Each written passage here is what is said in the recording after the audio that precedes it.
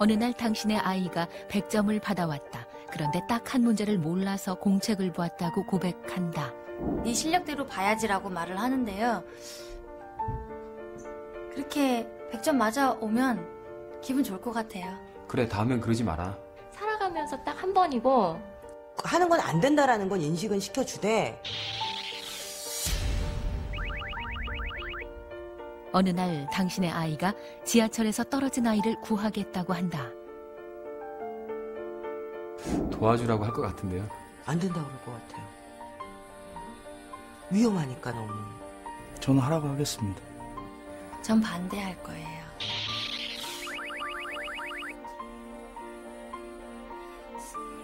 내 아이, 남의 아이. 다른 아이들이 막 뛰어다니거나 그렇게 하면 안 되지. 쟤는 왜 저럴까? 저 엄마는 왜 저렇게 아이를 키울까? 왜 가만둘까? 나 같으면 그렇게 가만 안 둬. 라고 내 아이가 했을 때 관대해지는 거죠. 제 아이가 그렇다면 좀 자유롭게 놔둘 것 같아요.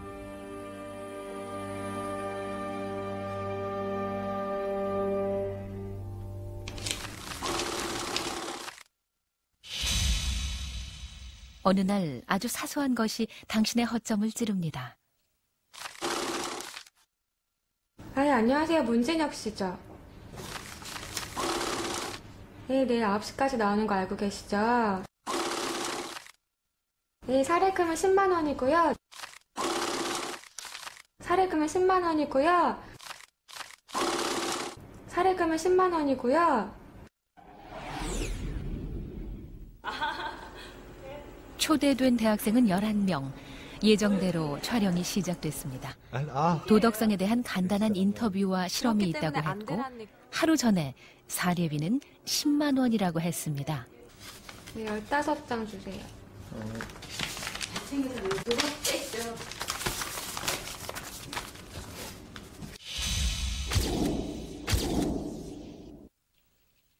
게임은 지금부터입니다. 이제 사례금 얘기 주셨죠? 사례금 드리려고 15만 원. 감사합니다. 맞으시죠? 네. 주저없이 받죠? 맞으시죠? 예. 봉투에 적힌 액수도 봅니다. 15만 원 맞으시죠? 네. 네, 여기 15만 원 감사합니다. 맞죠? 감사합니다. 여기 있습니다. 15만 원이고요. 네. 네, 맞으시죠? 네. 사례금 얘기 아시죠? 네, 네. 네, 사례금 얘기 15만 원이고요. 맞으시죠? 네, 진짜 맞으시네요. 모두에게 15만 원이 맞느냐고 물었고 그들은 15만 원이 맞다고 대답했습니다.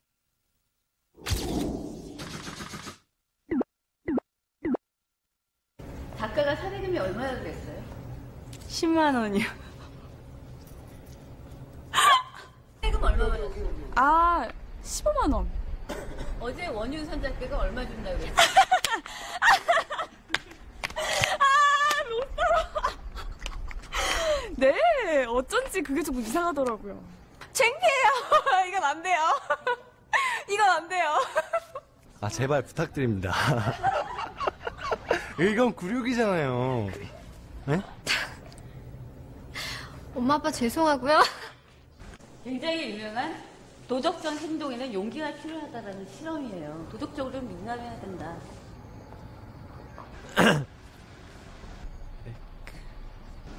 아버님께서 많이 조금 실망하실 것 같습니다. 그래도 나도 도덕적으로 되게 행동 잘한다는 사람이라고 생각을 했는데 이런 실험극에서 완전히 무너진 사람이구나. 갑자기 뒤통수 이렇게 탁 맞은 느낌. 이런 거구나. 제가 당할 줄은 몰랐어요.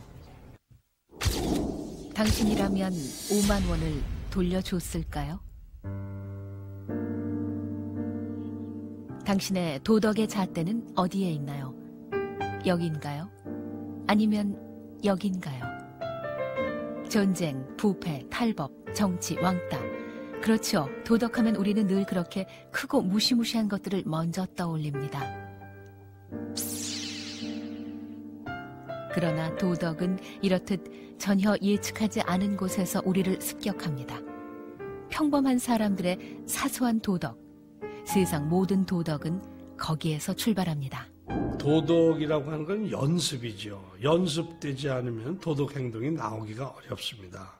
보통 부모님들이 생각할 때는 도덕적이고 너무 착하면 손해를 본다. 판단력도 필요하고 의사결정도 필요하고 또 의지.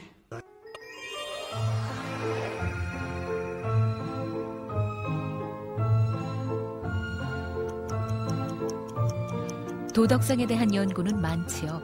그러나 개별적인 한 인간의 도덕성을 측정한다는 것은 꽤나 까다로운 문제입니다. 우리는 서울대 심리학과와 함께 꽤나 까다로운 그 문제에 도전을 했습니다. 그동안 도덕성은 보통 두 가지 측면으로 체크되어 왔습니다. 양심, 동정심이나 이타심을 느끼는 정서적인 측면, 그리고 그걸 하면 안 돼 하는 식의 인지적인 측면이 그것입니다. 그러나 마음과 생각이 곧 도덕은 아니지요. 생각과 행동을 일치시킬 때만 도덕은 의미를 갖습니다. 우리는 지금 그것을 연결해보려 합니다. 도덕지수와 행동의 연관관계를 보는 최초의 실험. 도덕성에 관한 이러한 연구는 아마도 최초로 시행하는 연구라고 할 수 있습니다. 이제 이 관찰 카메라가 몰래 숨어서 아이들의 행동을 지켜보게 됩니다. 초대된 아이는 12명. 도덕성 지수 체크에서 도덕성이 가장 높게 나온 아이 6명과 평균적인 도덕 지수를 보인 6명의 아이입니다. 이 아이들은 빨강 팀과 파랑 팀으로 나뉩니다.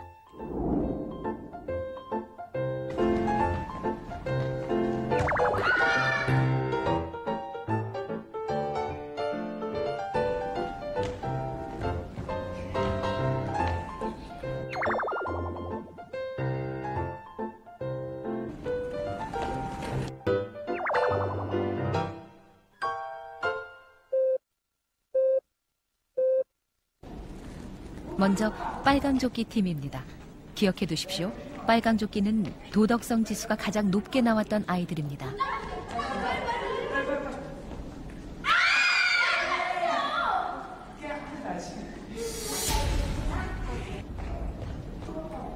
관찰 카메라는 숨겨져 있고 강당에는 아이들뿐입니다.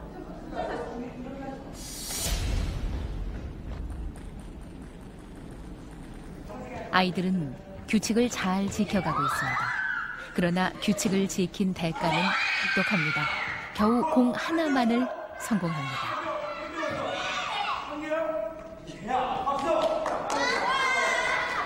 준비, 시작! 5분에 들어올게.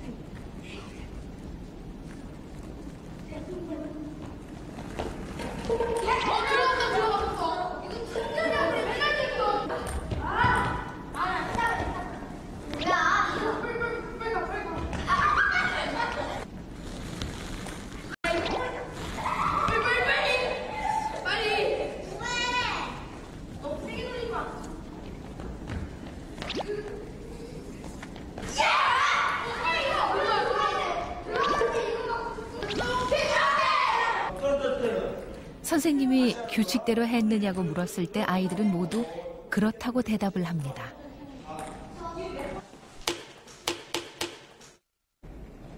두 번째부터는 유혹의 요소를 더 강화해 보았습니다. 성공한 개수에 따라 선물을 준다는 달콤한 약속을 한 거죠. 먼저 빨강입니다. 선물이라는 달콤한 유혹까지 제시해 보았지만 이번에도 아이들은 우직할 정도로 규칙을 지켜가고 있습니다. 이번에도 역시 규칙을 지킨 대가는 혹독합니다.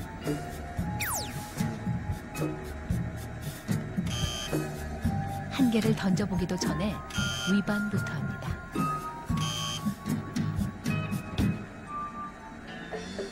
선물의 유혹이 너무 강했던 걸까요? 성공한 개수를 세고 이제 받게 될 선물의 마음을 뺏깁니다. 초등학교 4, 5, 6학년 때는 어떤 생각을 가지고 있냐면 칭찬받는 행동을 좋은 행동으로 알아요. 그래서 선생님이 칭찬 한번 해주면 신이 나고 자기가 아는 사람들에게 잘 보이는 것이 도덕적인 거라고 생각합니다. 보고 한다면 1분도 안 돼 맞춰버릴 유아용 퍼즐이지만 이제 검은 천 속에서 그것을 맞춰야 합니다. 이번에도 빨강들은 굳건합니다. 12살 아이들이 이 정도로 행동이 일치해버린다는 게 놀라울 뿐입니다. 다시 파랑팀의 순서. 보지 말고 해야 한다는 규칙을 알려주고 선생님이 나갑니다. 바로 검은 천을 들춰봅니다. 보고 싶은 욕구를 참아야만 하는데 다들 그걸 참지 못하는 거죠. 보고 싶은 것을 참는 아이와 참지 못하는 아이, 이것은 자제력의 차이입니다. 화면에 글자가 나오는데 글자를 읽지 말고 글자 색을 말해야 합니다. 파랑, 검정, 이런 식으로 빨강, 하면 됩니다. 파랑, 보라, 노랑. 파랑 팀은 어떨까요? 검정색, 보라색. 쉽게 결정을 못합니다. 자주색이요. 파랑, 보라. 글자를 읽고 싶은 욕구 때문에 자꾸만 틀립니다.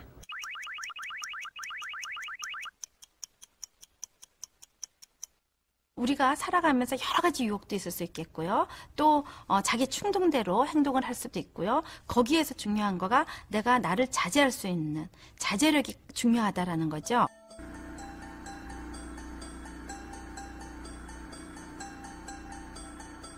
자아를 통제할 수 있는 능력은 한 인간이 살아가는데 매우 결정적인 요소가 됩니다. 내 만족을 지연시킬 수 있는지도 도덕성의 일부라고 볼 수 있을 겁니다.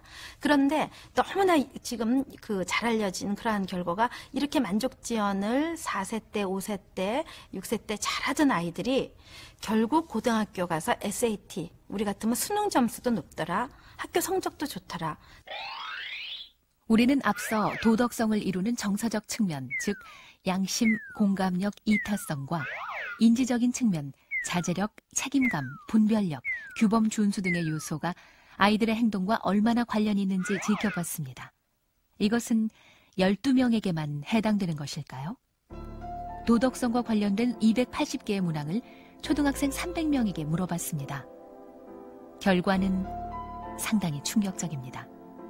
도덕성은 아이의 거의 모든 행동과 연결돼 있었습니다. 도덕성이 낮은 아이들의 경우 집중력도 낮았고 또래 관계에서도 어려움을 겪었습니다. 과잉 행동이나 문제 행동 역시 더 많이 표출되었으며 공격성 역시 높은 척도를 보였습니다. 더 특이한 것은 왕따를 당하거나 왕따를 가하는 경우도 도덕성이 낮은 점과 유의미한 관계를 나타냈다는 점입니다. 놀랍지 않으신가요? 드러나지 않은 도덕성이 아이의 거의 모든 행동을 규정하고 조정하고 있었던 겁니다. 도덕적이고 너무 착하면 손해를 본다. 그 생각은 완전히 잘못된 거죠. 결국 도덕성이 높으면 그 아이의 경쟁력도 높아집니다. 스테이니 밀그램, 그는 인간의 도덕성에 대한 가장 고통스러운 화두 하나를 던져놓은 사람입니다. 1961년 그는 신문에 모집 공고 하나를 냅니다. 자신의 실험에서 교사 역할을 해줄 사람을 모은다는 광고였습니다.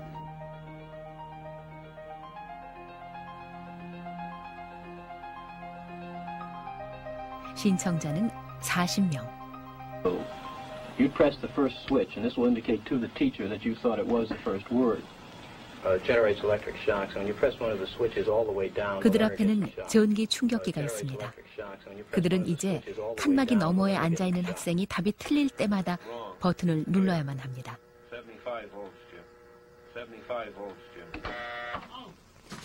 버튼은 1단계에서 10단계가 있고 누를 때마다 고통이 더해집니다. 물론 실제로는 전기가 연결돼 있지 않고 학생 역할도 가짜지만 교사 역할자는 그것을 알지 못합니다.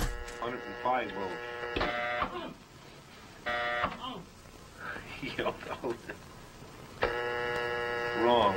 Head. 105 volts. 실험을 시작하기 전 스테이니 밀그램은 대규모 설문조사를 합니다. 만약 누군가 당신에게 비인간적인 행위를 요구했을 때 당신은 따르겠는가? 92%가 그럴 수 없다고 대답했습니다. 설문조사를 마친 밀그램은 이 실험에서 고작 해야 0.1%가 버튼을 누를 거라고 예측을 합니다. 그러나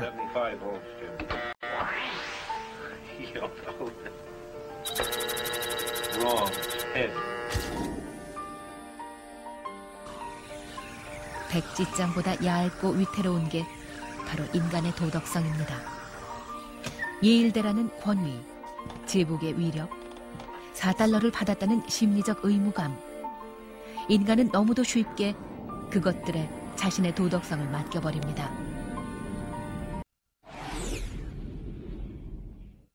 콜버그는 인간의 도덕성이 6단계를 거쳐 발전한다고 정의했습니다. 3단계가 끝나야 비로소 삶을 대하는 태도는 어떤가요? 이 문제에서 파랑들은 유독 더 낮은 수치를 선택합니다.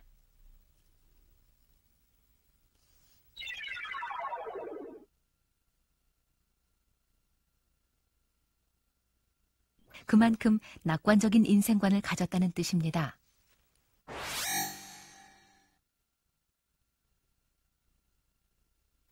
이번에도 파랑들은 낮은 숫자를 드는군요.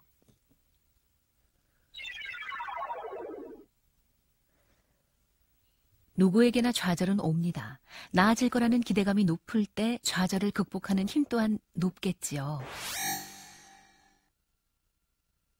나는 할 수 있다는 생각, 그것을 가진 사람과 가지지 않은 사람의 인생은 다릅니다. 인생의 주인은 나. 남들이 포기해도 자신이 그것을 해결할 수 있다는 믿음. 인생은 그때 발전합니다. 좌절 시에도 우리가 진정으로 그 실패함과 좌절함을 넘어설 수 있는 그런 아이가 되어야 되잖아요. 근데 저희 조사 연구에 의하면은 도덕성이 낮은 아이들 특성 중에 하나가 좌절이나 실패 때 극복하지 못합니다.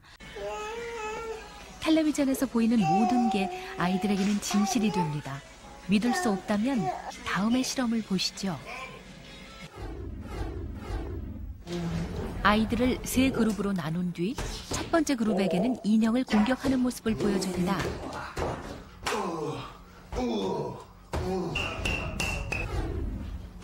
두 번째 그룹에게는 인형을 사랑하고 보살피는 온화한 모습을 보여줍니다.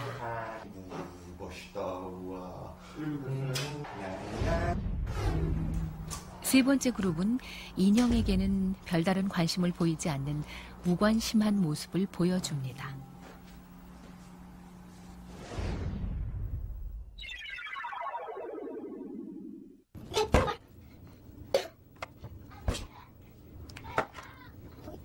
잠시 후 첫 번째 공격 모델을 본 아이들을 똑같은 방에 들여놓자 아이들은 들어오자마자 아까 본 그대로의 모습을 모방합니다. 거기는 똑같다.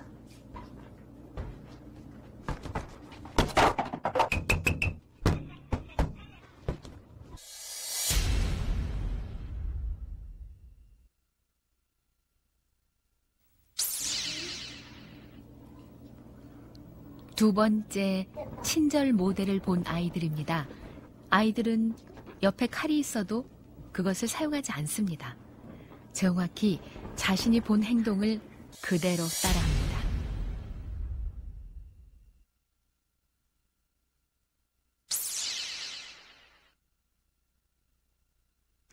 세 번째 그룹 역시 자신이 본대로 합니다. 매체의 영향이 이렇게 엄청났다는 것 알고 계셨나요?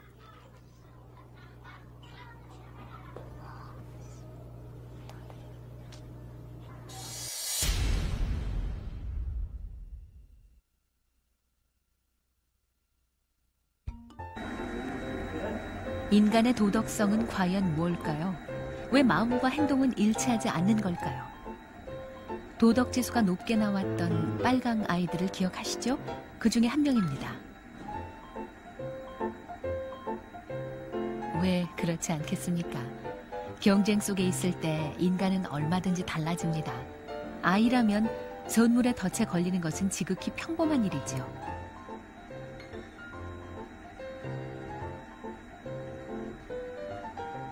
익명성, 경쟁, 시간의 촉박함이 아이를 더 강하게 지배합니다. 어른은 다를까요? 웬걸요. 어른은 보통 그런 상황에 처하면 상황 논리로 자신을 합리화까지 합니다. 위배되지 않는 이제 리포트를요 친구가 해줬는데 교수님한테 칭찬받고 발표까지 하게 됐어요. 다음 주에요. 가만히 있을 것인가 솔직히 말할 것인가. 얘기를 안 할 것 같습니다. 교수님한테 비밀로 하고 결국 교수님은 속이겠네요. 그렇죠. 어쩔 수가 없이. 그건 당연히 발표를 해야죠. 발표는 해야 되겠죠? 교수님한테 솔직하게 말할 거예요. 못할 것 같아요. 가만히 있을 것 같아. 이제 유두리 있게 이제 최대한 제가 잘 넘어가야 될 것 같습니다. 우리 사회가 지금 어쩌면은 이게 옳은 거야, 이게 착한 거야 라는 그러한 생각만 가르치고 있고 정답만 제시하고 있는 것이지 실제로 남한테 보여줄 때와 그리고 안 볼 때와가 행동이 달라지는 그러한 거를 은근히 교육을 시키고 있는 것은 아닌가.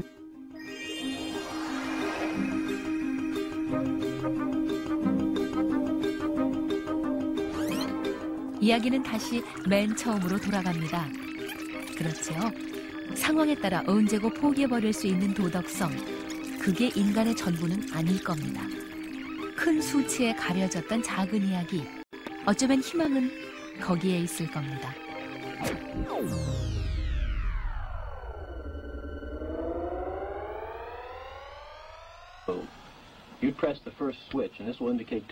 인간의 도덕성에 대한 가장 우울한 보고서였던 스테이니 밀그램의 실험 기억하시죠?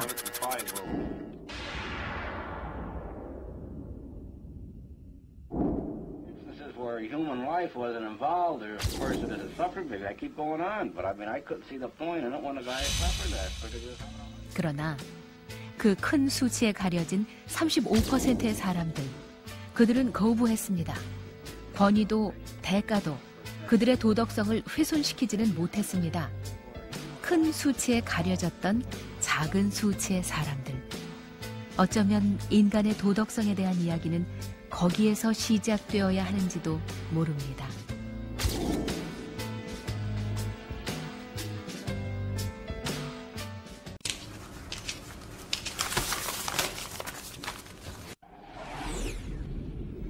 약속과는 달리 5만 원이 더 지급됐을 때 대부분은 모르는 척 돈을 받았지요.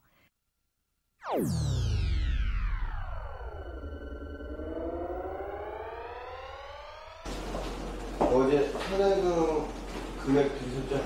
예. 여기 15만 원이면 완수가 10만 원이죠. 네? 10만 원. 10만 원. 그 순간 그는 어쩌면 10만 원이라고 말한 걸 후회했을지도 모릅니다. 그때 15만 원을 준다고 했을 때 무슨 생각 들었어요? 뭐 잘못 줬겠구나. 그냥 잘못 줬겠구나 생각밖에 안 들었어요. 15만 원이면 맞으시죠? 뭐 제가 들은 것보다 5만 원 많은데? 네? 들은 것보다는 5만 원이 많은데? 10만 원이면 네, 사례금 15만 원이고 맞으시죠? 이렇게 많이 주세요? 예? 15만 원이나 주세요? 15만 원이라고 말씀 안 드렸나요? 10만 원이라고 그러는데. 아, 10만 원이요? 15만 원이면 좀 아니에요? 네. 오늘 떨면서 돈을 반납했더군요. 저 되게 놀랐어요. 어떻게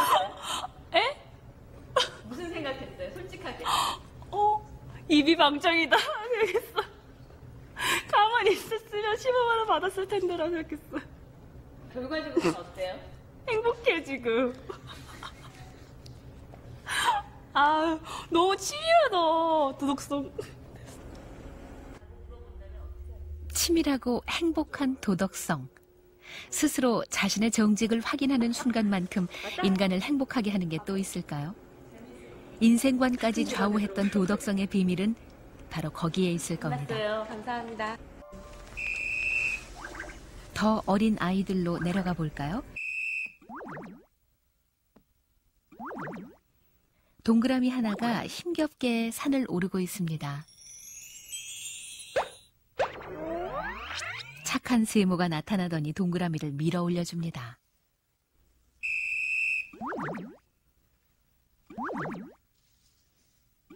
다시 동그라미 하나가 힘겹게 산을 오릅니다. 이번에는 나쁜 네모가 나타나 동그라미를 밀어버립니다. 아이들에게 그 두 개의 상황을 보여줍니다. 10개월 된 아이들입니다.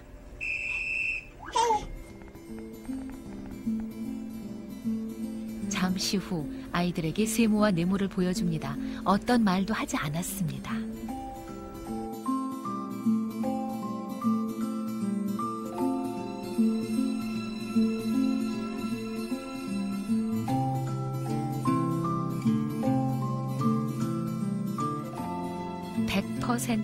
착한 세모를 짚습니다. 인간은 모두 여기에서 출발했습니다.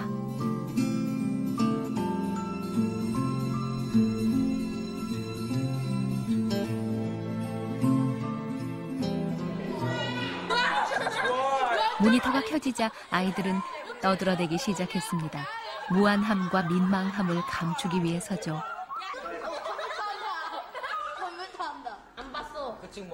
그 다음에 부끄러움이 찾아옵니다. 아이들은 자신의 모습을 차마 제대로 보지 못합니다. 부끄러움, 그것은 도덕성의 다른 이름이지요. 부끄러움을 아는 자만이 참으로 도덕성에 이릅니다. 너무 창피해요. 아니 처음에는 안 보고 하려고 했었어요. 근데 막상 해보니까 안 맞춰지는 거예요, 계속. 저 거기 아예 가서 붙잡히니까 창피해요. 아니. 경쟁심도 생기고 해서 이기고 싶었어요. 아무런 부끄러움도 느끼지 않는 곳, 절망은 그곳에 있습니다. 아무것도 부끄러운 것이 없다면 그는 이미 절망입니다. 당신은 지금 아이들에게 어떤 부끄러움을 가르쳐주고 있나요? 출세하고 성공하는 게 중요하지만 마지막 마무리는 아마 도덕성일 겁니다. 출세하고 성공했다고 하더라도 도덕적이지 못하면 이 세상 살아가는 의미와 가치를 느끼지 못하게 되니까요. 결국 중요한 것은 인생의 마지막에서 중요한 것은 도덕적으로 얼마나 가치롭고 의미 있는 삶을 살았느냐 하는 것이 아마 가장 중요한 삶의 요건이 되리라고 봅니다.